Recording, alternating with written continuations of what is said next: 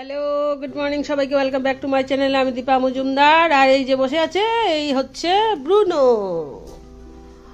আজকে জানো বাড়িতে পুরোপুরি আমি একা, পুরোপুরি একা, একদম ঘর দরজা পুরো ফাঁকা। এই মনে প্রথম এরম হয়েছে আমাদের বাড়িতে, এত লোক কেউ নেই বাড়িতে।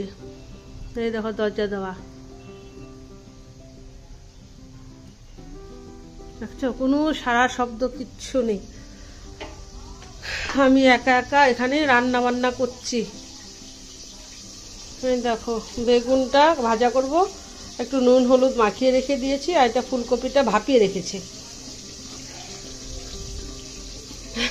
শীতকালে সবার একই রকম খাবার থাকে, আর মানে মাথা গরম হয়ে যায় বাচ্চাদের। কি করব বলো, কিছু করেনি। মানে বর এসে বলছে ফুলকপি দিয়ে মাছের মাথা দিয়ে আলু দিয়ে ঘন্ট করতে। এই পাশে আমি মাছের মাথাগুলো ভাজতে দিয়েছি। বড় বড় মাছের মাথা না একটু ঢেকে ঢেকে ভাজলে সুন্দর হয়, নাহলে যে ভাজাটা সুন্দর হয় না।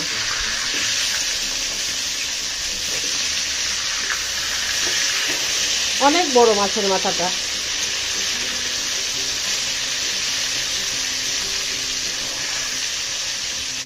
আজকে তো তাও মাছের মাথাটা মানে টুকরো করে এনেছে, অন্যদিন তো পুরো গোটা নিয়ে আসে।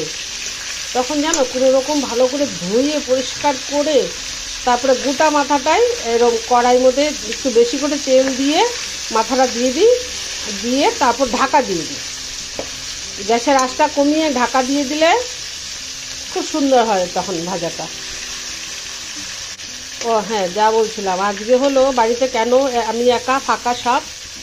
বাড়ির আমার ছোট দেওর ওর অফিস থেকে পিকনিকে যাচ্ছে, তো কালকে আমাকেও বলছিল, সবাইকেই বলছে। তা আমি যাইনি, সত্যি কথা। আমরা সেদিন 31 পর একটা পিকনিকে যাব বলে প্ল্যান করছিলাম। তো আমার ওই ননদের ছেলে, যে ননদ এসেছিল, ও কিন্তু আমার বরের কাকাতো বোন। ও মানে বড় কাকা শ্বশুরের একই মেয়ে। আর ওদেরও তো বোন টোন নেই। আবার হচ্ছে উল্টে ঢাকা দিয়ে দেবো, যেটা বলছিলাম। তো ওদেরও বোন টোন নেই। তো ও মানে ভাগ্নে বলছিল চলো মামি পিকনিকের আজকে কুকারে ভাত করব, একদম মানে অল্প একটু ভাত করব, পিকনিকে যাই। তো এখন যদি মাঝখানে আমি চলে যাই, আমি ভাবলাম যে না বাবা, ওরা আশা করেছে যাবে, আমি আর যাচ্ছি না। তাহলে বাথরুমের দিকে দরজাটা বন্ধ করে রেখেছি। আর ও জানো একটু পরপর গিয়ে আমার রান্নাঘরে গিয়ে আমাকে দেখছে। ও বুঝতে পারছে আজকে পুরো বাড়ি ফাঁকা, আমি একা একা রয়েছি। ও আমাকে পাহারা দিচ্ছে। একা বলবো না গো, ব্রুনো আছে তো, আর চিন্তা নেই। আমরা এত হইচই করা বাড়ি না, এরকম ফাঁকা হয়ে গেলে যে মানে কেমন জানি একটা লাগে গো, কথা বলতেও যেমন ভালো লাগে না। কি হলো? আওয়াজ পেয়েছে বোধহয় বাইরে। কি হয়েছে বাবা?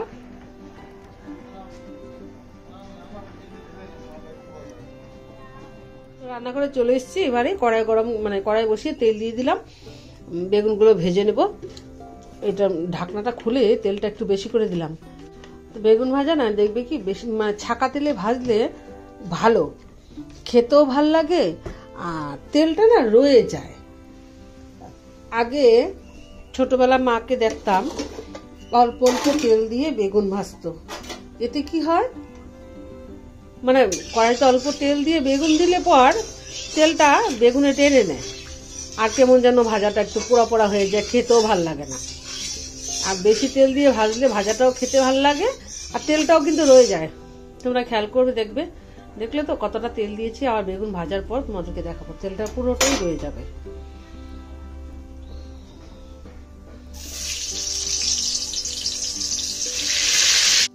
তো দেখো বেগুনগুলো আমি একটু লাল লাল করে ভেজে নিয়েছি, এবার তুলে নেব। আর তেলটা দেখবে পুরোটাই রয়ে গেছে।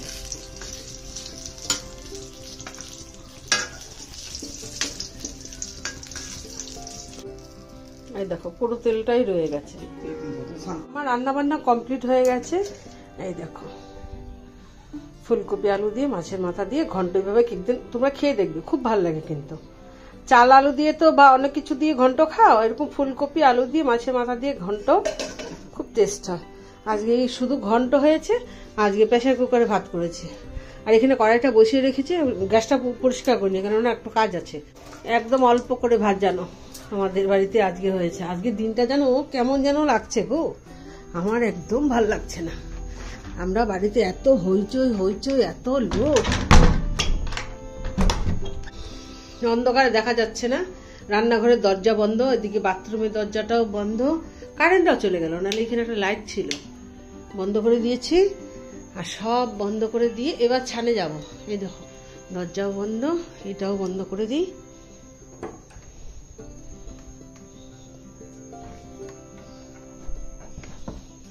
দরজাটাও বন্ধ করে দিয়েছি। শুধু ব্রুনো এখানে থাকবে, ব্রুনো এখানে থাকবে। আমি চট করে উপরে যাব আর চারটা করে চলে আসবো। আমি স্নান করে চলে এসেছি। স্নানে গিয়ে ভাবছিলাম ব্রুনোকে একা রেখে আসলাম নিচে, একটু চিন্তা করছিলাম। এই দেখো, এই যে ঠিক এসে চান থেকে এসে দেখি কি সুন্দর, দেখো সোফাতে বসে আছে এসে। কিরে, আমি ভাবছি একবার কিচেনে চলে আসে নাকি উপরে, দিলাম না, ঠিক চলে এসছে। তো চলো, কাপড় টাপড়ও কাছা হয়নি, দুটো কাপড় কেচে চান করে চলে এসছি। এবার ঠাকুর ঘরে যাব।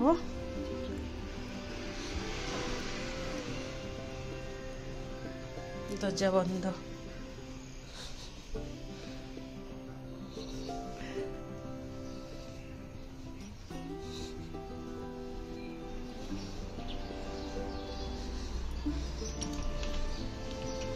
ঠাকুর বসে আছেন। চান টান করে চলে এসেছি আর সিঁদুর পরছি। আর একটা কথা ভাবলাম যেটা তোমাদের সঙ্গে শেয়ার করি। ছোটবেলার থেকেই দেখতাম কি, আমার দিদিমা মানে মায়ের মা, উনি না মানে সদবা যারা থাকতো দিদিমাকে প্রণাম করতো, দিদিমা আশীর্বাদ করতো যেন তোমরা যেন পাকা চুলে সিঁদুর পরতে পারো, তার মানে বুড়ো পর্যন্ত তোমরা একদম সিঁদুর পরে সদবা থাকতে পারো, সেটাই আশীর্বাদ করতো।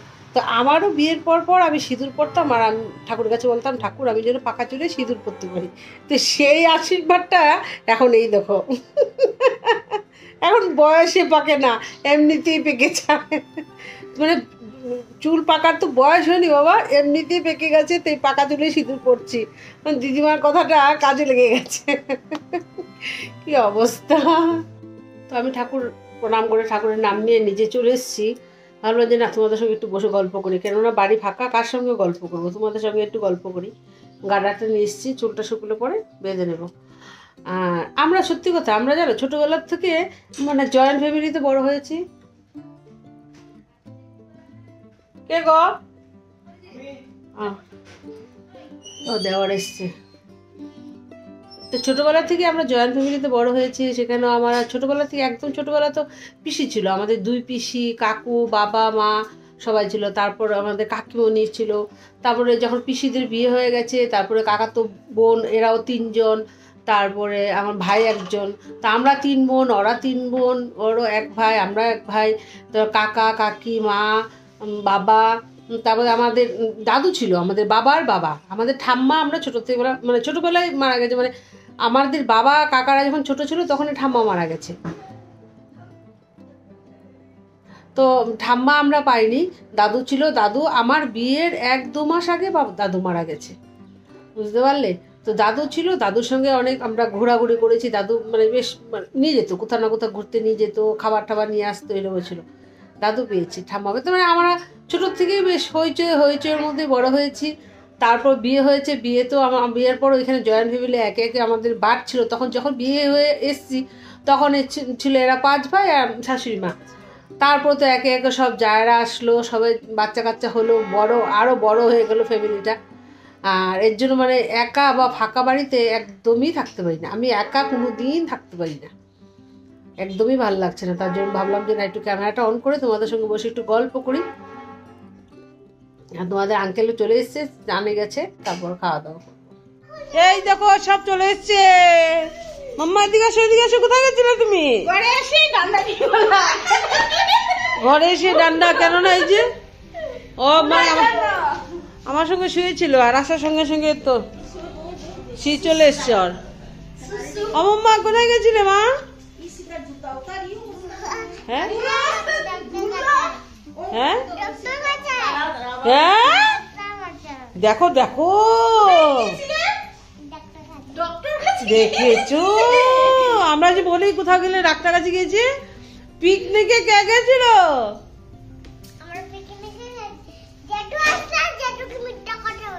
কেন কেন জেঠুকে বলবে, জেঠু এই দিকে থাকাও, কথা বলো না, কথা বলো না, জেঠুকে বলবে আমি পিকনিকে গিয়েছিলাম। কিরে কি মজা, পিকনিক পার্টি।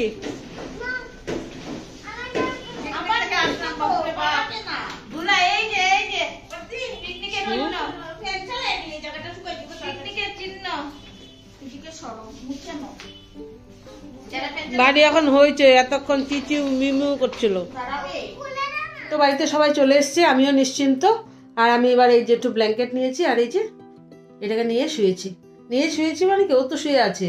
আর এই যে বল, তারপরে দেখো কার যেন গামছাটা নিয়ে এসছে, তারপরে ওই যে একটা আদুর মোজা নিয়ে এসছে, মানে কি যে নিয়ে আসে ও।